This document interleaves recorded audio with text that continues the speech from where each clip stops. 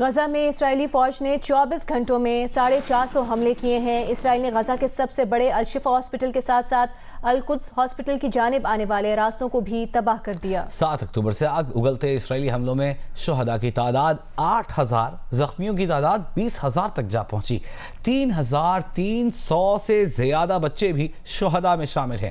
فلسطینی وزارت صحت کا کہنا ہے کہ اسرائیلی حملوں میں ہر 10 منٹ میں ایک بچہ شہید ہو رہا ہے۔ اسرائیلی فوج نے ایک بار پھر غزہ کے شہریوں کو جنوبی علاقوں میں منتقل ہونے کی وارننگ دے دی ہے۔ کہا اسرائیل کی لڑائی غزہ کے لوگوں سے نہیں، حماس سے ہے۔ دوسری جانب حماس اور حزب اللہ نے بھی اسرائیلی فوج پر حملے کیے ہیں، فوجی گاڑیاں تباہ کرنے کا دعویٰ کیا ہے۔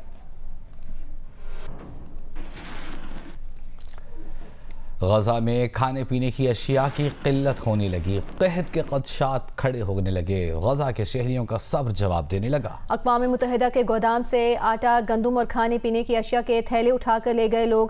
خوراک کی عالمی ایجنسی نے غزہ میں سول آرڈر ختم ہونے کا خدشہ ظاہر کر دیا۔ امریکی حکام نے غزہ میں پانی، خوراک اور دواؤں کی کمی نہ ہونے کے اسرائیلی دعوے پر سوالات اٹھا دیے۔ کہا غزہ میں قابل اعتماد بین الاقوامی پارٹنرز بتاتے ہیں کہ خوراک، پانی اور دواؤں کی کمی برقرار ہے۔ 22 اکتوبر سے اب تک انسانی امداد کے 94 ٹرک غزہ میں داخل ہو سکے۔ 7 اکتوبر سے پہلے ان ٹرکس کی یومیہ تعداد 400 سے زیادہ تھی۔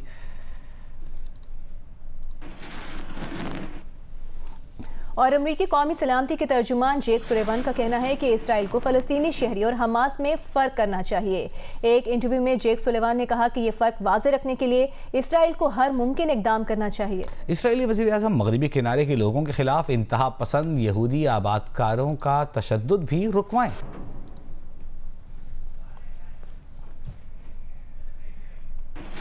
کراچی کے علاقے لیاقت آباد میں اس وقت ایم کیو ایم پاکستان کا جلسہ جاری ہے۔ مصطفیٰ کمال خطاب کر رہے ہیں۔ یہ کتاب اللہ کی بھیجی ہوئی کتاب ہے، ہم نے اس کو اللہ کی کتاب قرآن مان لی۔ انہیں آقا دو جہاں حضرت محمد مصطفیٰ صلی اللہ علیہ وآلہ وسلم نے قبلہ اول بیت المقدس پہ آسمان کا سفر شروع کرنے سے پہلے، معراج پر جانے سے پہلے سارے عالم کے انبیاء کی امامت کی ہے، اور وہیں سے اللہ سے ملاقات کے لیے عرش پر روانہ ہوئے۔ اسی خاتم النبیین نے محمد صلی اللہ علیہ وآلہ وسلم نے کا کہنا ہے کہ مسلمان ایک جسم کے مانند ہے، جسم کے کسی ایک حصے کو تکلیف پہنچے تو پورے جسم کو تکلیف پہنچتی ہے۔ آج ہم آقا دو جہاں حضرت محمد مصطفیٰ صلی اللہ علیہ وآلہ وسلم، جن کے کہنے پر رب کو دیکھے بغیر رب مانتے ہیں، جس قرآن کو دیکھے بغیر اللہ کی کتاب مانتے ہیں، ان کے کہنے پر آج انہی کی امت فلسطین میں بربریت کا شکار ہو رہی ہے، ظلم کا شکار ہو رہی ہے۔ معصوم بچوں کو 3000 سے زائد بچوں کو دنیا کی دہشت گرد طاقتوں نے بمباری کر کے اس دنیا سے۔ کراچی کے علاقے لیاقت آباد میں ایم کیو ایم پاکستان کا جلسہ اس وقت ہو رہا ہے۔ ایک بار پھر سے بات کرتے ہیں غزہ کی صورتحال سے متعلق۔ تو حزب اللہ نے اسرائیل اور لیبنان کی سرحد پر کریات شمونہ قصبے پر پھر راکٹ سے حملہ کیا ہے۔ مزید بتا رہے ہیں اسرائیل بارڈر سے متصل کفر قلعہ لبنان سے نمائندہ جیو نیوز علی عمران۔ جی، غزہ میں جو اسرائیلی حملے ہیں ان میں بہت زیادہ شدت آ جانے کے بعد گزشتہ رات، یہ میرے جو بیک گراؤنڈ میں آپ دیکھ رہے ہیں، یہاں اس علاقے میں اور اس سے آگے ہولا اور ایترون، اس سائڈ کے علاقے میں اب تو نقورہ جو کہ سمندری علاقہ ہے، سمندر میں اسرائیل کے ساتھ لبنان کا آخری شہر ہے، وہاں تک جھڑپوں کی اطلاعات آئیں، اور اس علاقے سے گزشتہ رات ہمیں کوئی 20 سے 25 دھماکوں کی آوازیں سنائی دی۔ یعنی یہ کہ لیبنیز اور اسرائیلی بارڈر پہ جو ایکٹیویٹیز ہیں اور ہاسٹیلیٹیز ہیں وہ بڑھتی ہوئی دکھائی دی۔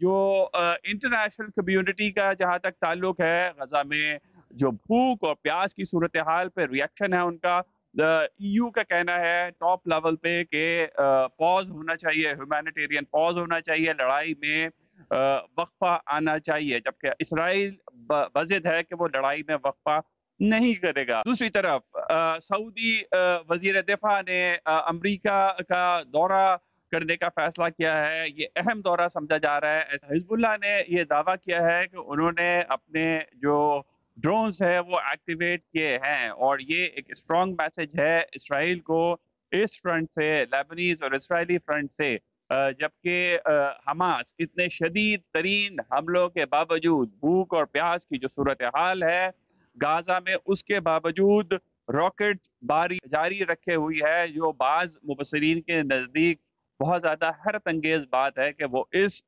مشکل اور کٹھن صورتحال میں بھی کس طرح سے اسرائیلیز کو مشکل وقت دے رہے ہیں۔ دوسری طرف قدرے ریلیٹیولی کام رہا ہے سیرین فرنٹ اور عراقی فرنٹ، جہاں پہ یو ایس بیسز کے اوپر حملے ہوتے ہیں۔ یو این سیکیورٹی کونسل کے اجلاس میں بھی اب یہ دیکھنا ہوگا کہ ویٹو پھر امریکہ کرتا ہے ہیومینیٹیرین پاز کو، یا لڑائی میں وقفے کو، یا یہ کہ اس سلسلے میں کوئی پیش رفت یو این سیکیورٹی کونسل میں ہوگی۔ جی ان کی پاکستان کے رہنما خالد مقبول صدیقی خطاب کر رہے ہیں۔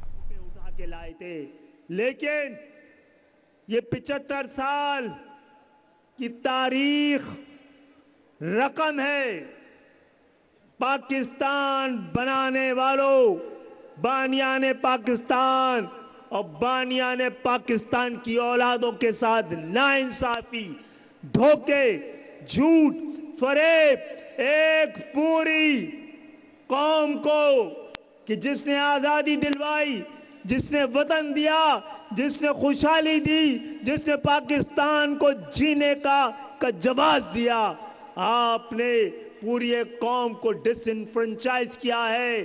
سلب اختیار، غصب حقوق، اس کے ساتھ بات اب نہیں چلے گی۔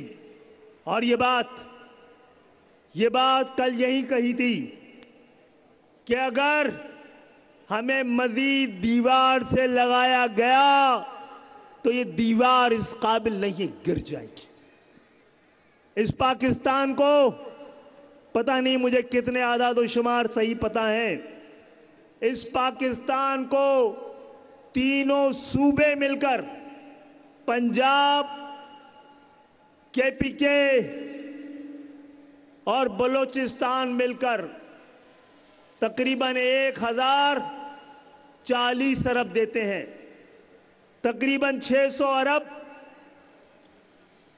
کراچی کے علاقے لیاقت آباد میں ایم کیو ایم پاکستان کا جلسہ جاری ہے۔ خالد مقبول صدیقی خطاب کر رہے ہیں۔ نگراں صوبائی وزیر اطلاعات بلوچستان جانا چکزئی نے کہا ہے کہ بارڈر پر ون ڈاکیومنٹ پالیسی لاگو کرنا ریاست پاکستان کا فیصلہ ہے، جس پر عمل درآمد یقینی بنایا جائے گا، بلکہ تمام بارڈرز کراسنگز پر آمد و رفت پاسپورٹ کی موجودگی سے ہی منسلک ہوگی۔ چمن دھرنے کے شرکاء جان لیں کہ ون ڈاکیومنٹ رجیم کو عملی بنایا جائے گا اور اس پر کوئی سمجھوتہ نہیں کیا جائے گا۔ دنیا کے تمام ممالک میں بین الاقوامی بارڈر کراسنگ پر ون ڈاکیومنٹ کا ہونا ضروری ہوتا ہے۔ معروف عالم دین مولانا طارق جمیل کے بیٹے عاصم جمیل گولی لگنے سے جاں بحق ہو گئے۔ آر پی او ملتان کا کہنا ہے کہ عاصم جمیل کے سینے پر گولی لگی ہے۔ آئی جی پنجاب کا کہنا ہے کہ شواہد اور فورینسک رپورٹ کی روشنی میں موت کی وجوہات کا تعین کیا جائے گا۔ ایک بیان میں مولانا طارق جمیل نے کہا کہ آج تلمبہ میں ان کے بیٹے عاصم جمیل کا انتقال ہو گیا ہے۔ اس حادثاتی موت نے ماحول کو سوگوار بنا دیا ہے۔ سب سے گزارش ہے کہ اس غم کے موقع پر ہمیں دعاؤں میں یاد رکھیں۔